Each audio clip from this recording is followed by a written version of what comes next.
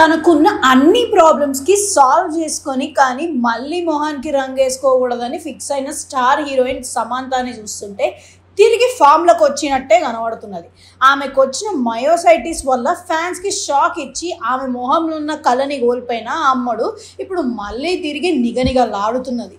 నేను ఫామ్లోకి వచ్చినా అని ఫోటోషూట్లో కనిపించుకుంటా వాళ్ళ ఫ్యాన్సే కాదు సోషల్ మీడియా ప్రియులకి కూడా ఆకట్టుకుంటున్నాయి. ప్రస్తుతం ఈమె సిటాడిల్లో నటిస్తున్నదని అందరికీ తెలిసింది.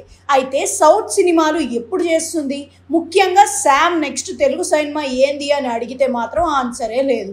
రెగ్యులర్గా ఫోటోషూట్స్తో ఇరగదీస్తుంది కానీ సినిమాను ఓకే చేసేందుకు మాత్రం ఇంట్రెస్ట్ చూపిస్తలేదు సమంత కావాలనే ఇట్లా చేస్తుందా లేదంటే నిజంగానే ఆమె దగ్గరికి ఎవరు పోతలేరా అన్నది అర్థమైతలేదు. కానీ సమంతని తెలుగు ఆడియన్స్ మిస్ అవుతున్నారు.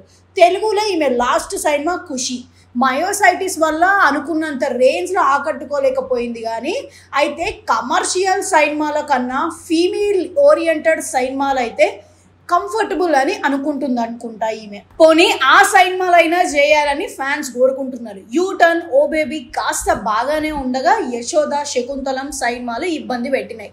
అందుకే లేడీ ఓరియంటెడ్ సినిమాలు స్ట్రాంగ్ ఉండాలని, అందుకే సినిమాల పరంగా లేట్గా అవుతుందని తెలుస్తుంది.